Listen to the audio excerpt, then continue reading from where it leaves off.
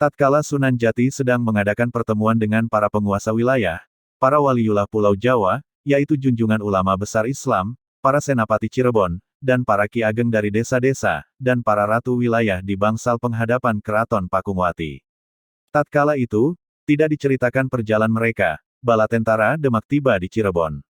Tidak lama kemudian, datang menghadap dalam bangsal itu Fadilah Han, yaitu sang panglima angkatan perang kerajaan Demak, lalu ia memasuki acara pertemuan besar-besaran itu, langsung mendekati Sunan Jati. Sunan Cirebon menyambutnya dengan amat sukacita atas kedatangan menantunya ini, yaitu Wong Agung Paseh yang amat gagah dan perkasa. Kemudian Sunan Jati berkata, "Wahai anakku, dengan sebanyak itu kalian datang, amat senang sekali engkau datang, semoga Tuhan selalu bersamamu dan semoga tiada aral melintang memperkuat kesatuan dan persatuan Demak dengan Cirebon. Ketahuilah, wahai semua hadirin, orang-orang Portugis sangat membahayakan rakyat.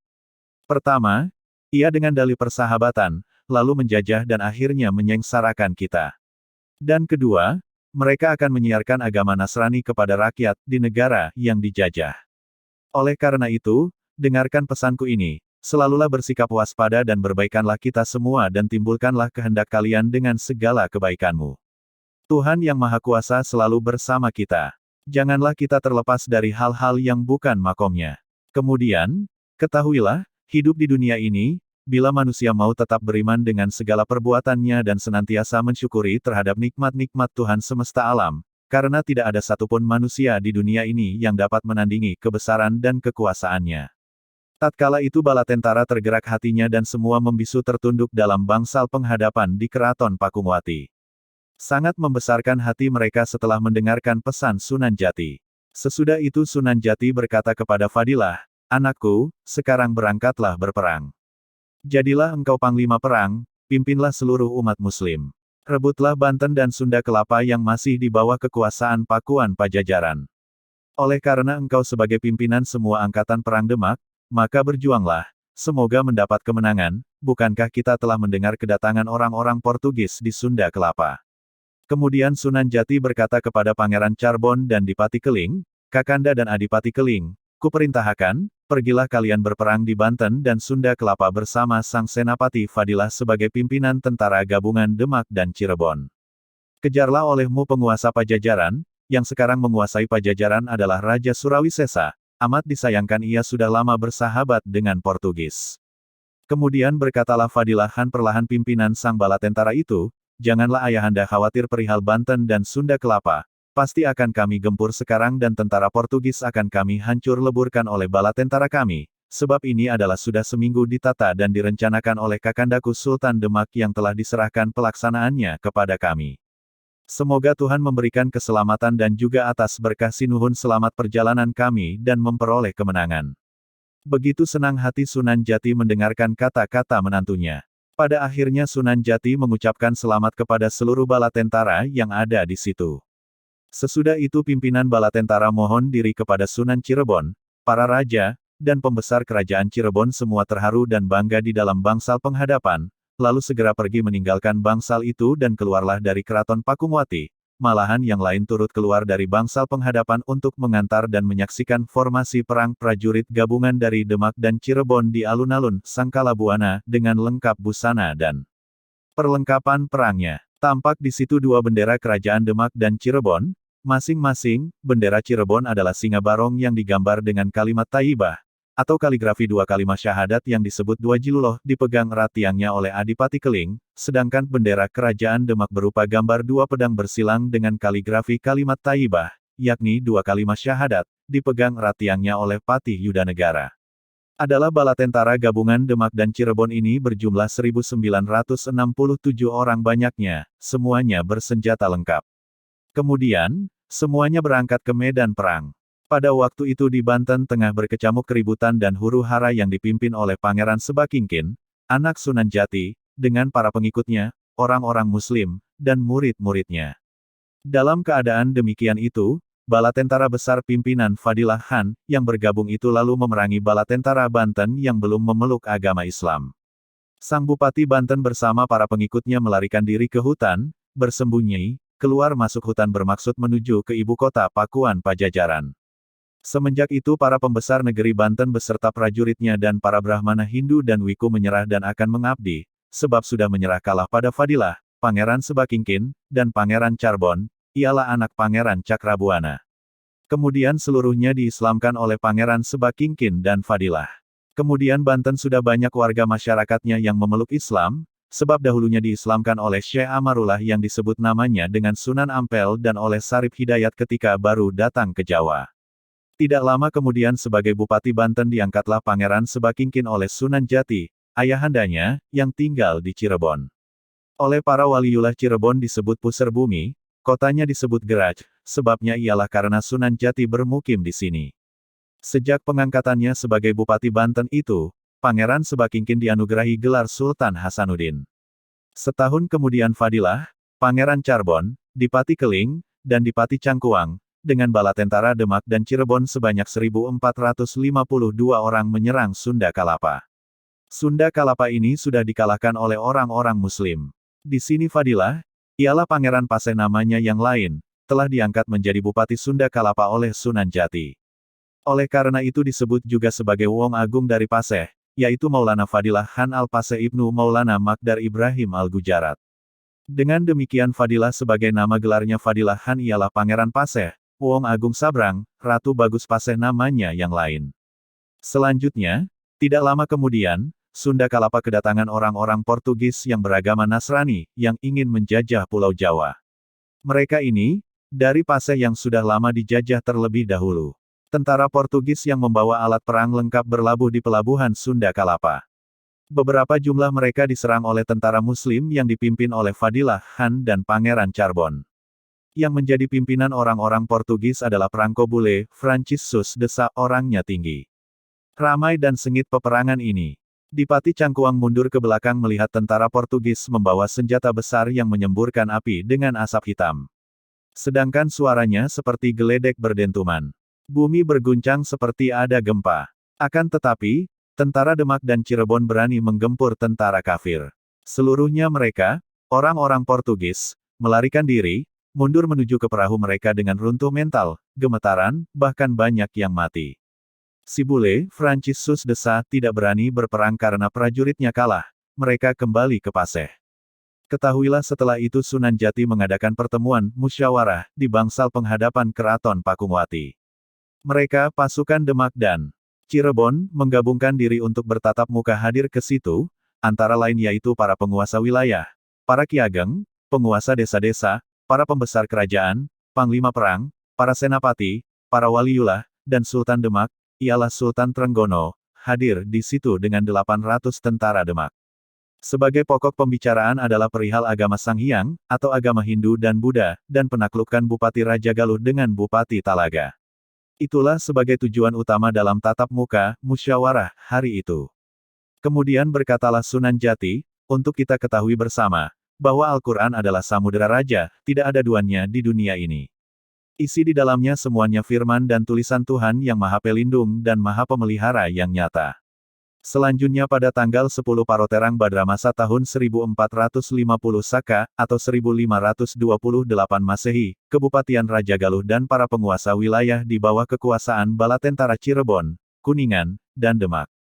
Sesudah itu semuanya termasuk Raja Galuh diislamkan oleh Sunan Jati. Kemudian pada tanggal 8 Paropeteng Asadamasa pada tahun 1452 Saka, atau tahun 1530 Masehi, Kebupatian Talaga dengan penguasa wilayahnya di bawah kekuasaan bala tentara Cirebon. Sesudah itu, semua orang-orang Talaga diislamkan oleh Sunan Jati. Digantikan riwayatnya. Sesudah itu Sang Prabu Surawisesa Mokteng Padaren lalu digantikan oleh Sang Prabu Dewa Tabuwana namanya, memerintah selama 8 tahun. Sesudah itu digantikan oleh Sang Ratu Sakti Mangabatan, Sang Mokteng Penpelengan namanya yang lain, memerintah selama 8 tahun. Sesudah itu digantikan oleh Sang Prabu Nilakendra namanya, memerintah selama 16 tahun. Lalu digantikan oleh Sang Ratu Wekasan, ialah Sang Ratu Ragamulya namanya, memerintah selama 12 tahun. Waktu pemerintahan raja ini adalah kurun zaman besar kerajaan Pajajaran, sebab sudah ditakdirkan oleh Tuhan Yang Maha Esa. Adapun musnahnya kerajaan Pajajaran terjadi pada tahun 1501 Saka, atau 1580 Masehi. Sesudah sirnanya kerajaan Pajajaran oleh bala tentara Banten yang dipimpin oleh Maulana Yusuf dan bala tentara Cirebon. Tatkala itu yang menjadi Raja Cirebon, Panembahan Ratu namanya. Adapun istri Pangeran Gesanulun yaitu Nyai Mas Gedengwaru sebagai istri pertama. Istri kedua ialah Nyai Ratu Arisbaya, yang dahulunya menjadi istri Panembahan Ratu Cirebon. Pangeran Gesanulun memerintah wilayah Pajajaran yang sudah sirna, ialah musnahnya bumi Parahyangan yang keratonnya yaitu Sumedang di Kutamaya di wilayah Sumedang. Mula pertama adanya Ratu Sumedang pada tanggal 10 Paroterang Posyamasa tahun 1502 Saka, atau 1589 Masehi. Kelahirannya pada tanggal 3 Paroterang Srawadamasa tahun 1480 Saka, atau 1559 Masehi. Penguasa wilayah Parahyangan memohon kepada Pangeran Gesanulun. Pada bagian ini teks rusak sehingga tidak terbaca. Ia mengabdi kepada Pangeran Gesanulun. Di sini ia dijaga oleh bala tentara, beberapa orang pemerintahan dan lainnya lagi.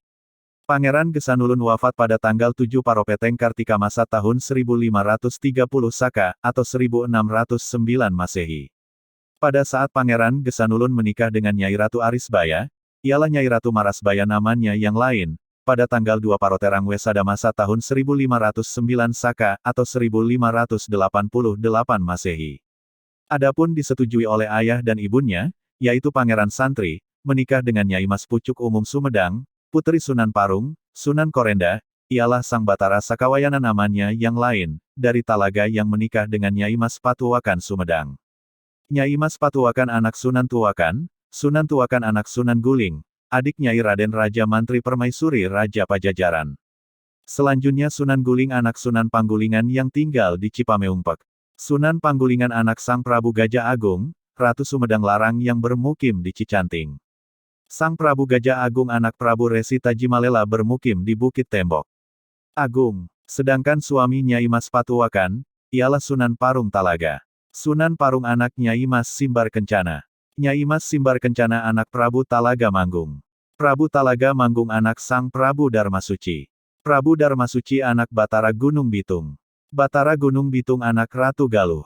Adapun ayahanda Pangeran Gesanulun ialah pangeran yang menjadi Bupati Sumedang pertama yang sudah memeluk Islam. Pada bagian ini, teks naskah rusak, sehingga tidak terbaca memperoleh warisan negara Sumedang dari istrinya, Nyai Mas Pucuk Umum Sumedang, yang kebupatiannya berada di Kutamaya. Pertama menjadi Bupati Sumedang pada tanggal 13 Paropeteng Asyuji Masa 1452 Saka, atau 1531 Masehi. Pangeran Santri lahir pada tanggal 6 Paropeteng Yesta Masa tahun 1427 Saka, atau 1507 Masehi, dan wafat tanggal 10 Paroterang Asyuji Masa tahun 1501 Saka, atau 1580 Masehi. Adapun Pangeran Santri anak Pangeran Palakaran, ialah Pangeran Muhammad namanya yang lain, dan istrinya ialah wanita dari Sindang Kasih, yang dinikahi pada tahun 1426 Saka, atau 1505 Masehi. Pangeran Muhammad lahir pada tahun 1400 Saka, atau 1479 Masehi, dan wafat pada usia 68 tahun. Pangeran Muhammad ini adalah anak Pangeran Panjunan dari istri Nyai Mas Matangsari. Nyai Mas Matangsari anak Ki Ageng Japura. Ki Ageng Japura anak Ratu Japura Sang Prabu Amuk Marugul Sakti Mandraguna namanya. Sedangkan Pangeran Muhammad adalah adik Nyai Mas Kencanasari, istri Pangeran Charbon. Pangeran Charbon anak Pangeran Cakrabuana. Pangeran Muhammad penyiar agama Islam di Sindang Kasih dan Sumedang. Puteranya, ialah Pangeran Santri, disebut Ki Gedeng Sumedang. Sumedang dinyatakan sebagai daerah Muslim pada tahun 1451 Saka, atau 1529 Masehi. Adapun putra Pangeran Gesanulun Sumedang dari istri Nyai Mas Gedengwaru ialah Pangeran Dipati Ranggagede namanya, menjadi Bupati Bawahan Mataram, memerintah selamanya dengan daerah-daerah wilayahnya. Sedangkan puteranya dari istri Nyai Ratu Arisbaya ialah Pangeran Arya Suryadiwangsa, ialah pertama, Pangeran Dipati Rangga Gempol pertama, kedua, Pangeran Tumenggung Tegal Kalong. Putri Sang Tumenggung ini dinikahi oleh Sultan Agung Mataram, ketiga, Raden Rangganiti Nagara, keempat, Raden Arya Wiraraja I. Sang Panglima Angkatan Perang Fadilah adalah seorang pemuda ahli berperang juga ahli dalam agama, sebab ia berguru agama Islam di kota Mekah, kemudian belajar keprajuritan dan ahli berperang kepada ahli taktik perang Sang Kurdi dari dinasti Kerajaan Saljuk di negara Parsi. Tatkala itu, Dikatakan, ia sebagai seorang pimpinan angkatan perang yang ahli dalam menggunakan senjata dan gagah berani. Fadilah dilahirkan di negara Paseh pada tahun 1412 Saka, atau 1491 Masehi, pada usia 21 tahun menjadi perwira angkatan perang raja di Paseh, letaknya paling utara di Pulau Sumatera. Pada tahun 1433 Saka, atau 1512 Masehi, Malaka direbut Portugis selama 2 tahun. Kemudian, bala tentara Paseh yang dipimpin oleh Fadilah Khan, bersama-sama dengan bala tentara Demak yang dipimpin oleh Panglima Perang Pangeran Sabranglor, ialah Dipati Japara, dan dengan bantuan dari bala tentara Palembang, dan bala tentara Cirebon, menggampur bala tentara Portugis di Malaka. Penyerbuan bala tentara gabungan ini sangat besar sekali bagaikan semut merayap di sebuah pulau. Tampaklah Fadilah Khan sangat menguasai medan perang. Akan tetapi meskipun demikian, pertempuran-pertempuran yang dilakukan oleh bala tentara Portugis unggul di medan perang. Bala tentara Demak akhirnya mundur kembali ke negaranya, sebab mereka tidak mampu menandingi perlawanan dari pihak Portugis. Diriwayatkan, setelah Paseh direbut Portugis, bala tentara yang dipimpin oleh Pangeran Sabranglor, ialah Sultan Demak II, menyerang orang-orang Portugis di Paseh. Dalam peperangan ini Pangeran Sabranglor gugur. Istri Pangeran Sabranglor menjadi janda, yaitu Nyai Mas Ratu Ayu Puteri Sunan Jati, yang kemudian dinikahi oleh Ki Fadilah. Sedangkan adik Pangeran Sabranglor, ialah Nyai Mas Ratu Pembayat Ratu Pembayun Puteri Sultan Demak I, Raden Patah juga sebagai istri Fadilah Khan. Dalam perkawinan Nyai Mas Ratu Ayu dengan Ki Fadilah berputera 2 orang laki-laki dan wanita masing-masing ialah, Nyai Mas Ratu Wanawati Raras, menikah dengan Pangeran Suwarga Putra Pangeran Pasarean dengan istri Nyai Mas Ratu Nyawa. Dalam pernikahan Nyai Mas Ratu Wanawati Raras dengan Pangeran Suwarga, yang menjadi Adipati Cirebon I, berputeralah 4 orang laki-laki dan wanita, masing-masing ialah, pertama, Ratu Ayu Saklu, kedua, Pangeran Mas, ialah penembahan ratu namanya yang lain, ketiga, Pangeran Manis, keempat, Pangeran Wirasuta. Selanjutnya Panembahan Ratu menggantikan buyunnya, ialah Susuhunan Jati, menjadi Ratu Cirebon yang kedua. Sang Panembahan menikah dengan Nyai Mas Ratu Lampok Angroros Puteri Sultan Pajang, Jaka Tingkir namanya. Dengan permaisuri ini, Sang Panembahan Ratu I, berputera 6 orang laki-laki dan wanita, masing-masing ialah, pertama, Pangeran Sedang Belimbing, kedua, Pangeran Kidul, ketiga, Pangeran Wiranagara, keempat, Nyai Ratu Emas, kelima, Pangeran Sedang Gayam, dan keenam, Nyai Mas Ratu Singawani. Dahulu, Pangeran Sedang Gayam Dipati Cirebon, yang nama gelarnya Pangeran Dipati Wiyana, sebagai putra mahkota Kerajaan Cirebon. Tatkala itu beristri dengan Nyai Mas Ratu Buntek, berputra wanita dan laki-laki, yaitu masing-masing, Ratu Puteri dan Raden Putra, ialah pangeran resmi namanya yang lain. Raden Putra menjadi raja di Cirebon dengan gelar Panembahan Adiningrat Kusuma, Panembahan Ratu II, setelah wafat ia disebut Panembahan Girilaya. Dari permaisuri, Ratu Buntek Panembahan Girilaya berputra 3 orang laki-laki.